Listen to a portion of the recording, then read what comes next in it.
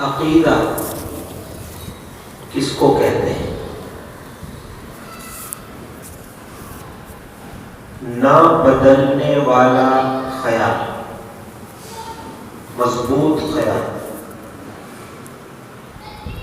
ایسا خیال جو اٹل ہو، جس کو بدلا نہ جا سکتا ہو، ایسے خیال کو عقیدہ کہتے ہیں۔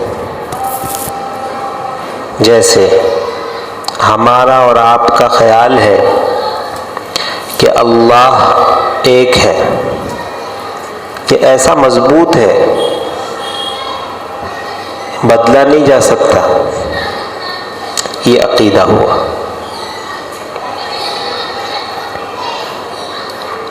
عقیدہ جو ہے ایک وچن ہے،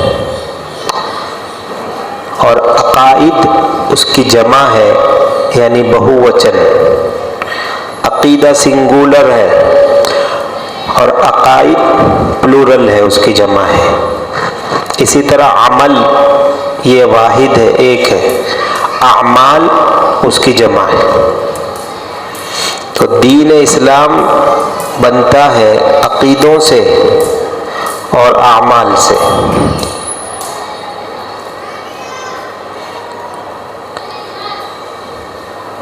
عقیدے تین ہیں اور اعمال چار ہیں۔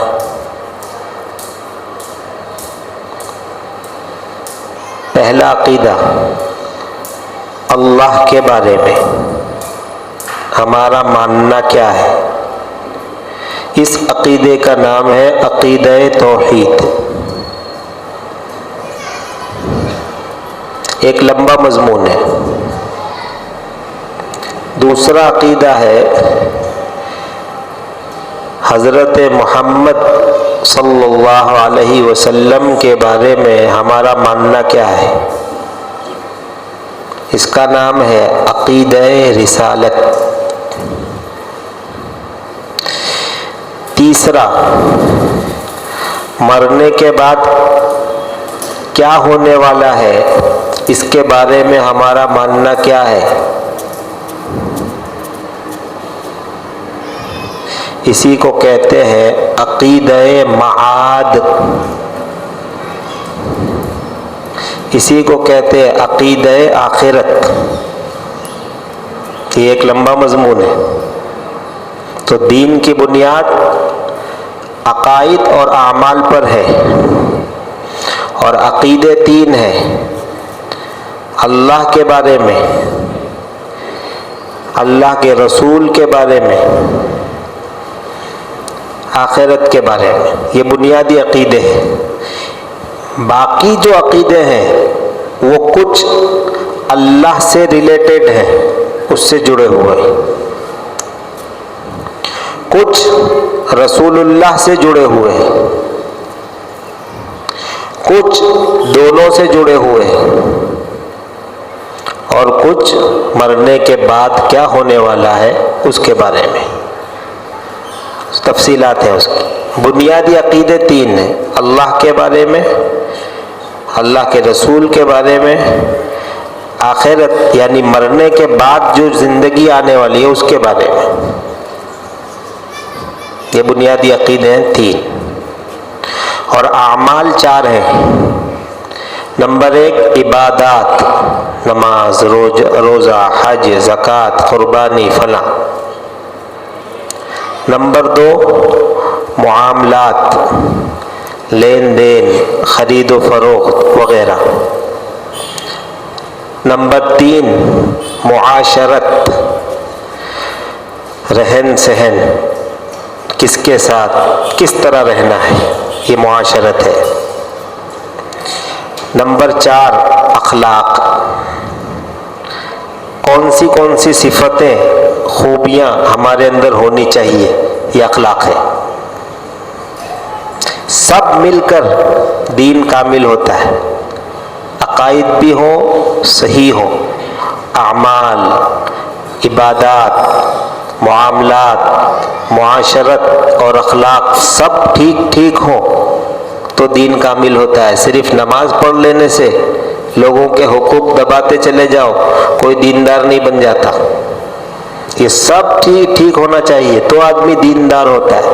نمازی بننا آسان ہے اور دیندار بننا مشکل ہے۔ دیندار تو سارے شعبے سے بنتا ہے آدمی، صرف نماز سے نمازی بنتا ہے، حج سے حاجی بنتا ہے، دیندار نہیں بنتا۔ دیندار تو تب بنے گا جب سب ٹھیک ہو، سمجھنے کی بات ہے۔ خیر، یہ 5 چیزیں آپ یاد کر لیں۔ عقائد 3 ہیں، اعمال 4 ہیں، 4 اور 3 7۔ پھر یہ بات بہت اچھی طرح ذہن میں رہنی چاہیے کہ عقائد یہ جڑ ہے، اصل ہے، بنیاد ہے، اور اعمال یہ درخت ہے، پھل ہے۔ جب ہم کوئی عمارت بناتے ہیں تو پہلے اس کا فاؤنڈیشن ڈالتے ہیں، فاؤنڈیشن پڑے گا، بنیاد پڑے گی تو عمارت کھڑی ہوگی۔ دین کی بنیاد عقائد ہے، یہ اس کا فاؤنڈیشن ہے، سب سے پہلے یہ ٹھیک ہونے چاہیے۔ اگر فاؤنڈیشن میں گڑبڑ ہے تو عمارت کھڑی نہیں ہو سکتی، اور کتنی اچھی دکھ رہی ہو اس کا کوئی بھروسہ نہیں، کوئی گارنٹی نہیں اس عمارت کی۔ تو دین کی مثال ایسی ہے جیسے ایک بلڈنگ، اور عقیدے کی مثال ایسی ہے جیسے اس بلڈنگ کا فاؤنڈیشن، اور جو اعمال ہیں ان کی مثال ایسی ہے جیسے بلڈنگ کا ڈھانچہ، اوپر کا ڈھانچہ، اس کی دیواریں، کھڑکی، پلاسٹر، رنگ روغن، یہ اعمال ہے۔ پہلے بھی اس مثال سے میں نے سمجھایا، جو فرائض ہے وہ ڈھانچہ ہے، واجبات ہیں وہ دیواریں ہیں، کھڑکیاں ہیں، دروازے ہیں، جو سنن ہے وہ پلاسٹر ہے، جو مستحبات اور نوافل ہے وہ اس پر رنگ روغن ہے، جتنا کرنا ہے کرتے چلے جاؤ۔ یوں جا کر دین کی عمارت پوری ہوتی ہے۔ صرف عقیدے سے دین نہیں بنتا، صرف عبادت سے دین نہیں بنتا، صرف معاملات سے دین نہیں بنتا، سب ہونا چاہیے تو دین بنتا ہے۔ اور دین پر اور دینداری پر اور دیندار بننے پر جنت کا وعدہ ہے۔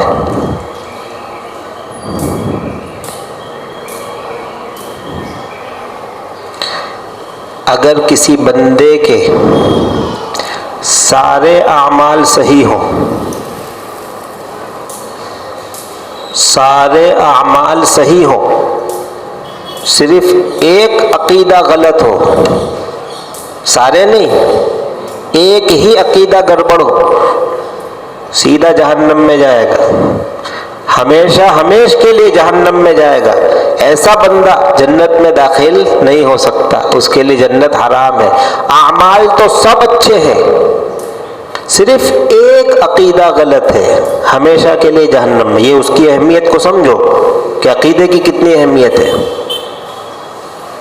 دوسرا بندہ ہے، اس کے سارے عقیدے صحیح ہیں، عمل کچھ بھی نہیں، نہ اس نے نماز پڑھی، نہ اس نے روزے رکھے، نہ اس نے زکوٰۃ دی، نہ اس نے حج کیا، عمل زیرو، لیکن عقیدے سب صحیح ہیں۔ ایک نہ ایک دن وہ بندہ سزا بھگتنے کے بعد ہی صحیح، ایک نہ ایک دن وہ بندہ جنت میں ضرور جائے گا۔ بات سمجھ میں آئی؟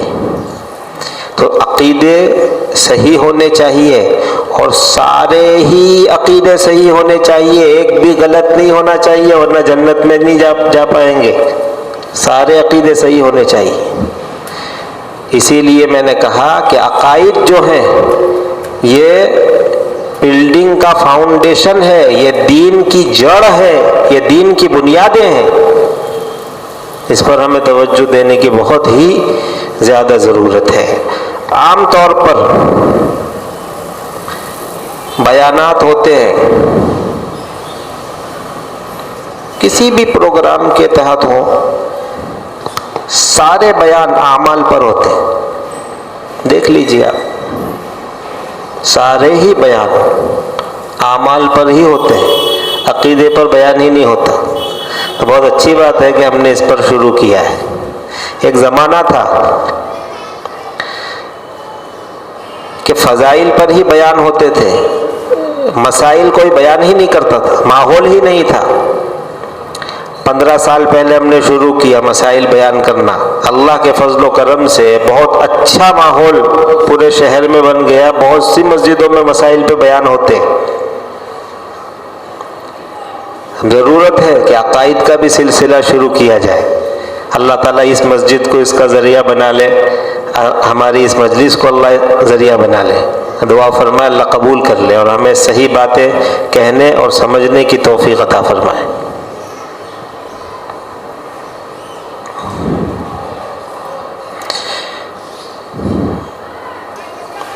تو میرے بھائی، میں عرض یہ کر رہا تھا کہ عقیدے سارے ہی صحیح ہونے چاہیے، تب بندہ جنت کا حقدار ہوگا۔ ایک بات سمجھنے کی ہے،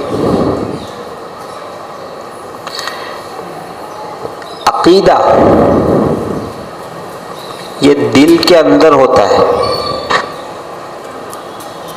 دل کے اندر ہوتا ہے، دل میں ہوتا ہے اور دل سے ہوتا ہے۔ عقیدہ جو ہے دل میں ہوتا ہے اور دل سے ہوتا ہے، اور اعمال وہ دوسرے اعضاء سے ہوتے ہیں۔ کوئی عمل زبان سے، کوئی آنکھوں سے، کوئی کانوں سے، کوئی ہاتھ پاؤں سے۔ اعمال ان اعضاء سے ہوتے ہیں، ظاہری اعضاء سے، اور عقیدہ دل میں ہوتا ہے اور دل سے ہوتا ہے۔ اس کی جگہ دل ہے۔ آپ بتائیے، پوری باڈی میں سب سے اہم جگہ کون سی ہے؟ دل ہے۔ عقیدے کی اہمیت ہے، اس لیے اللہ پاک نے عقیدے کی جگہ دل کو بنایا ہے۔ دوسرے اعمال بھی بیکار نہیں ہیں، ان کی بھی اہمیت ہے، لیکن عقیدے جتنی اہمیت اعمال کی نہیں ہے۔ سب سے زیادہ اہمیت عقائد کی ہے، اس لیے اللہ نے جو بدن کا بادشاہ ہے دل، حضور نے فرمایا کہ دل یہ بدن کا بادشاہ ہے، اس بادشاہ کو یہ کام دیا ہے عقیدے کا۔ اور غور کرنے کی بات ہے، علماء نے لکھا ہے کہ دل کو دیکھو اللہ نے کتنا محفوظ رکھا ہے، کتنی اندر ہے، اور کتنی حفاظت کے ساتھ اللہ پاک نے دل کو رکھا ہے۔ دوسرے اعضاء اتنی حفاظت میں نہیں، یہ ہاتھ دیکھو کھلے پڑے، آنکھیں کھلی پڑی، ایک لگایا آنکھ پر لگے گا۔ دل پر مارنا کوئی آسان کام نہیں، بڑی حفاظت سے اللہ نے اس کو رکھا ہے، اور اس لیے کہ اس میں عقیدے رہتے ہیں، اس لیے کہ اس میں ایمان رہتا ہے۔ اور حدیث میں آیا کہ اللہ دل میں رہتا ہے، یہی تو ایمان ہے، اللہ کا نور جو ہے وہ دل میں رہتا ہے۔ تو میرے بھائی، اللہ نے عقیدوں کو اندر دل کے اندر رکھا، اس کی بھرپور حفاظت کے لیے ہمیں بھی چاہیے کہ ہم اپنے عقیدوں کی کیا کریں؟ حفاظت کریں۔ یہ ہماری اور آپ کی کیا ہے؟ ذمہ داری ہے۔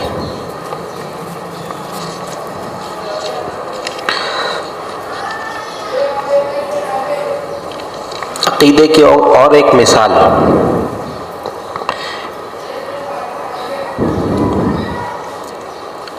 عقیدے کی مثال ایسی ہے جیسے نمبر، آنکڑا 1 2 3 4،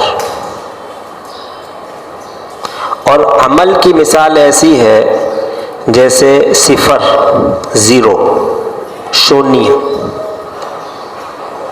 عقیدہ ایسا ہے جیسے نمبر 1 2 3 4 5 6 7 جتنے بھی ہوں، اور عمل کی مثال ایسی ہے جیسے شونیہ 0 0۔ اگر زیرو نہ ہو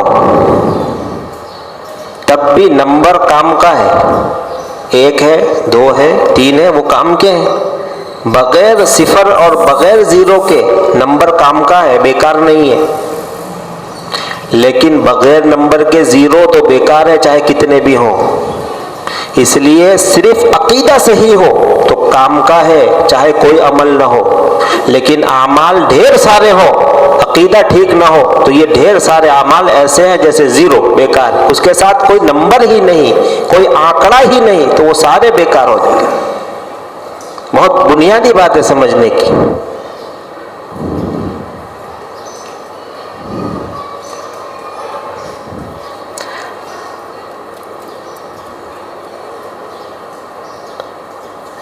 صفر سے، زیرو سے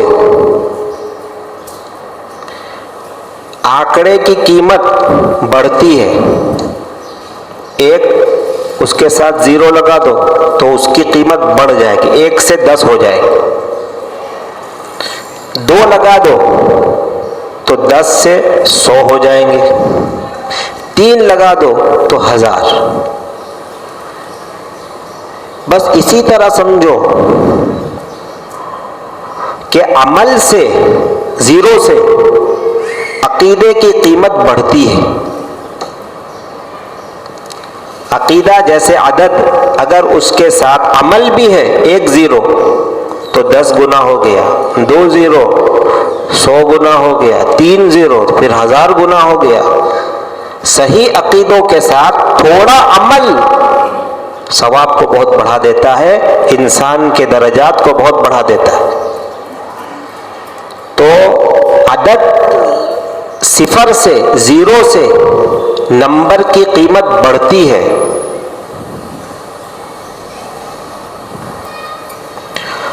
اور عدد سے، نمبر سے زیرو کی قیمت بنتی ہے. اگر زیرو کے ساتھ 1 لگا دو تو وہ قیمتی ہو گیا، آپ 10 ہو گئے ہو. اگر زیرو کے ساتھ کوئی آنکڑا نہیں ہے، کوئی عدد نہیں ہے تو وہ بیکار چیز ہے، کچھ نہیں. اگر اس کے ساتھ عقیدہ لگا دیا تو اس کی قیمت بن گئی، بنی. ایک ہے بڑھنا، ایک ہے بننا.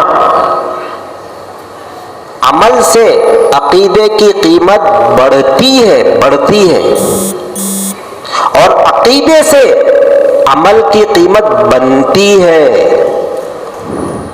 اگر عقیدہ ہی نہیں تو سارے اعمال زیرو کے درجے میں ہیں، بیکار ہیں، کوئی حیثیت نہیں ان کی. اس لیے میرے بھائیوں عزیزوں، ہمیں عقائد کو سمجھنا بھی چاہیے اور اس کو یاد بھی کرنا چاہیے. آئندہ مجلس سے میں کوشش کروں گا، دیکھو اللہ موقع دے، کہ جو عقیدے مجھے بیان کرنے ہیں ایک چھوٹے کاغذ میں لکھ کر بھی لے آؤں گا اور آپ حضرات کو ایک ایک کاپی دے دوں گا، تاکہ آپ سنیں، سمجھیں اور پھر اس کاغذ کے ذریعے اس کو ریوائز کریں اور دوسری مجلس میں آئے تو کورے نہ ہو جائے، جو پہلی مجلس ہے اس کا اثر باقی رہے. کریں گے نا انشاءاللہ؟ تو میں کوشش کروں گا کہ میں لکھ کر کے لاؤں. دوسری بھی ایک بات سمجھنے کی کہ عقیدے سب کے لیے ضروری ہے. عالم ہے اس کے لیے بھی سارے عقیدے ضروری ہیں. ڈاکٹر ہے اس کے لیے بھی سارے عقیدے ضروری ہیں. انجینئر ہے اس کو بھی خلاصی نہیں، سارے عقیدے اس کے بھی صحیح ہونے چاہیے، ایک بھی چھوٹنا نہیں چاہیے، سارے صحیح ہونے چاہیے. چاہے عالم ہو چاہے غیر عالم ہو، چاہے امام ہو چاہے مقتدی ہو، چاہے عام ہو چاہے خاص ہو، چاہے پڑھا لکھا ہو چاہے جاہل ہو، سارے عقیدے سب کے لیے ہیں. سب کے عقیدے صحیح ہونے چاہیے اور سارے کے سارے صحیح، ایک بھی گڑبڑ نہیں چلے گا. جبکہ سارے اعمال سب کے لیے ضروری نہیں ہیں. سارے اعمال سب کے لیے ضروری نہیں. دین کا ایک بڑا عمل ہے جہاد. سب کے لیے ضروری نہیں، تھوڑے لوگ کر لیں۔ اعتکاف ایک عمل ہے، وہ سب کے لیے نہیں ہے، تھوڑے لوگ کریں گے۔ زکوٰۃ ایک عمل ہے، سب کے لیے نہیں ہے، مالدار ہے اس کے لیے ہے۔ حج ایک عمل ہے، وہ سب کے لیے نہیں، جو مالدار ہے فلاں ہے اس کے لیے ہے۔ تبلیغ کرنا سب کے لیے نہیں ہے، جو خاص لوگ ہیں ان کی ذمہ داری ہے تبلیغ کریں۔ مسائل بتانا یہ سب کے لیے نہیں ہے، علماء کرام کی ذمہ داری ہے کہ وہ مسائل بتائیں۔ یہ بات سمجھ میں آ رہی ہے؟ تو سارے اعمال سب کے لیے ضروری نہیں، لیکن سارے عقائد سب کے لیے ضروری ہے۔ اس سے اس کی اہمیت کا اندازہ لگایا جا سکتا ہے کہ عقائد کتنی امپورٹنٹ اور کتنی ضروری چیز ہے۔ ابھی میں نے آپ کو مثال دی کہ سارے اعمال صحیح ہوں اور صرف ایک عقیدہ خراب ہو، باقی سارے عقائد صحیح ہے لیکن صرف ایک عقیدہ خراب ہے، سیدھا جہنم میں جائے گا اور ہمیشہ کے لیے جہنم میں جائے گا، وہ ایمان والا نہیں ہے، مومن نہیں ہے۔ اور بندے کے سارے عقیدے صحیح ہوں اور ایک عمل اس کے نامہ اعمال میں نہ ہو تو سزا بھگتنے کے بعد جنت میں ضرور جائے گا۔ یہ اہمیت ہے عقیدوں کی۔ اللہ تعالی ہمیں بات سمجھنے کی توفیق عطا فرمائے۔ کچھ بات شروع کر دیتے ہیں۔ بنیادی عقیدے 3 ہیں۔ نمبر 1 توحید، اللہ کے بارے میں ہمارا کیا خیال ہے، کیا عقیدہ ہے۔ پہلا عقیدہ یہ ہے کہ اللہ پاک موجود ہیں، اللہ ہے، ایک ہستی ہے جس کی قدرت میں سارا جہان ہے، جس نے جہان کو بنایا ہے، ہر چیز کو پیدا کیا ہے۔ ایک ایسی ہستی ہے جو سپر پاور ہے، ساری طاقتیں اس کے قبضے قدرت میں ہے، وہی اللہ ہے۔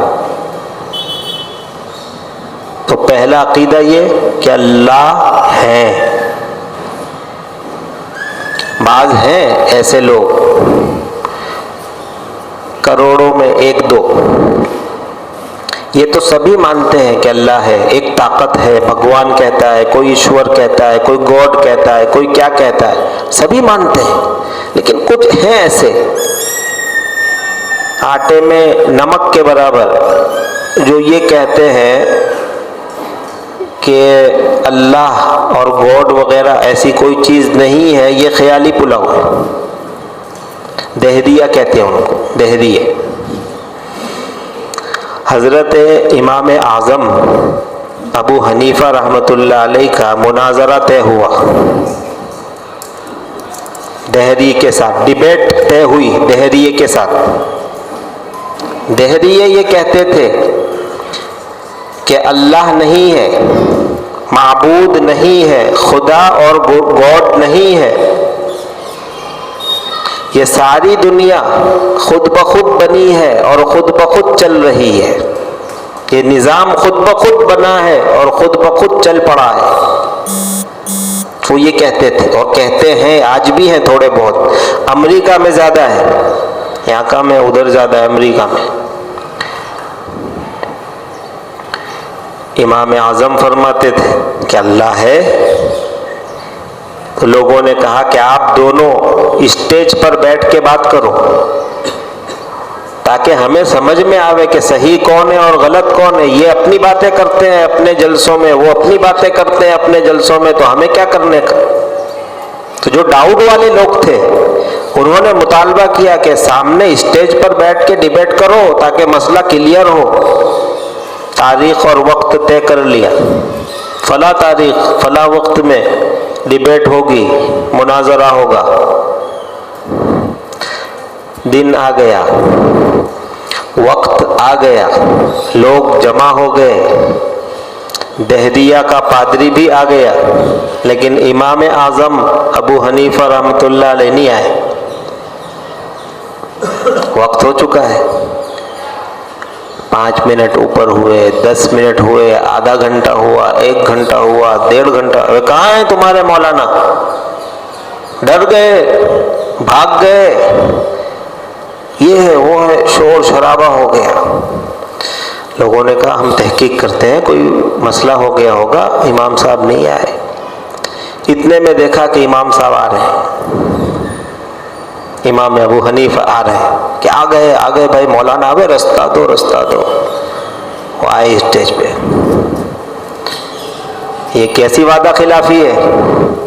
1.5 گھنٹہ لیٹ آ رہے ہو ڈیبیٹ میں۔ امام صاحب نے فرمایا کہ بھائی معاف کرنا، ایک حادثہ ہو گیا جس کی وجہ سے دیر ہو گئی۔ تو جو دہریے کا پادری تھا اس نے کیا حادثہ ہوا بتاؤ سارے لوگوں کو، تاکہ پتہ چلے کہ ہاں میں بتاتا ہوں۔ امام صاحب نے فرمایا کہ میں گھر سے نکلا اور چلتے چلتے راستے میں ندی آتی ہے، اس کو پار کر کے مجھے یہاں آنا پڑتا ہے۔ تو ندی کے کنارے پہنچا تو کوئی ناؤ نہیں تھی، کشتی نہیں تھی، نہ کوئی کشتی والا اور نہ کوئی کشتی۔ تو میں کیا کروں؟ میں وہاں کھڑا انتظار کر رہا تھا۔ اچانک میں نے دیکھا کہ کنارے پر ایک درخت کا پودا اگا اور دھیرے دھیرے وہ درخت بڑا ہو گیا، اور بڑا ہونے کے بعد دھیرے دھیرے اس کی کٹنگ شروع ہوئی درخت کی، اور پھر کٹنگ ہونے کے بعد اس کے پاٹیے بنے، اور دھیرے دھیرے وہ پاٹیے ایک دوسرے سے جڑے، اور یوں کرتے کرتے تھوڑی دیر میں کشتی تیار ہوئی اور پانی میں اتر گئی۔ جب کشتی خود بخود تیار ہو کے پانی میں اتر گئی تو میں اس میں بیٹھا اور اس کو ہکا کے دریا پار کیا اور آپ کے پاس آ گیا، اس لیے مجھے دیر ہو گئی۔ تو دہریہ ہنسا خوب زور سے، ارے کیا، میں تو سمجھتا تھا کہ تمہارا مولوی کوئی عقل مند آدمی ہوگا، کوئی ذہین آدمی، اور کیسے الو کے پٹھے کو لے آئے میرے ساتھ ڈیبیٹ کرنے کے لیے، مناظرہ کرنے کے لیے، جس میں اتنی عقل نہیں ہے کہ خود بخود درخت اگ گیا۔ یہ کہتا ہے خود بخود درخت اگ گیا، اس کے پاٹیے کٹ گئے، ایک دوسرے سے خود بخود مل گئے، کشتی تیار ہو گئی، پانی میں اتر گئی اور میں بیٹھ کے آ گیا۔ ایسا کہیں ہوتا ہے؟ کہیں خود بخود درخت اگتا ہے؟ کہیں خود بخود پاٹیے کٹتے ہیں؟ کہیں خود بخود ناؤ تیار ہوتی ہے؟ کہیں خود بخود پانی میں اترتی ہے؟ کہیں ایسا سنا ہے تم لوگوں نے؟ اب امام صاحب مسکرانے لگے اور پورے مجمع کو کہا اس دہریے کا جواب اسی میں ہے۔ جب ایک درخت خود بخود آنن فانن نہیں اگ سکتا، خود بخود نہیں، اگانا پڑتا ہے اس کو۔ جب پاٹیے خود بخود نہیں کٹ سکتے، جب کشتی بغیر بنانے والے کے نہیں بن سکتی اور بغیر اتارنے والے کے پانی میں نہیں اتر سکتی، تو اتنا بڑا جہان بغیر بنانے والے کے کیسے خود بخود بن گیا اور کیسے خود بخود چل پڑا؟ بہت شور ہو گیا، اور وہ جو دہریہ تھا وہ دھوم دھما کے ایسا بھاگا، پھر کبھی آیا نہیں۔ تو یہ بالکل عقل کے خلاف بات ہے۔ چھوٹی سی معمولی سی چیز خود بخود نہیں ہوتی، تو یہ پورا عالم خود بخود بن گیا، یہ نظام خود بخود چل رہا ہے، یہ کیسے ہو سکتا ہے؟ بالکل ناممکن بات ہے۔ بعض لوگ کہتے ہیں بگ بینگ، ایک دھماکہ ہوا تھا اور دھماکے کے بعد یہ سب چیزیں، کوئی ستارہ بن گیا، کوئی انسان بن گیا، کوئی بندر بن گیا۔ تو وہ دھماکہ کس نے کیا یہ بتا؟ چل دھماکہ مان لو، دھماکہ ہوا تھا، وہ دھماکہ کیا کس نے؟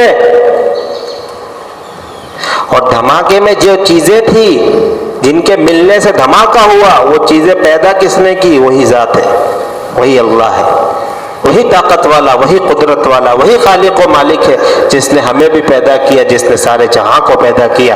بس یہ کہنا کہ خدا نام کی کوئی چیز نہیں، یہ عقل کے خلاف ہے۔ ہر سمجھدار اس کو تسلیم کرتا ہے کہ ایک طاقت ہے جو پاورفل ہے، جو سپر پاور ہے، وہی اللہ ہے، وہی خدا ہے۔ تو اللہ کے بارے میں ہمارا پہلا عقیدہ یہ ہے کہ اللہ ہے۔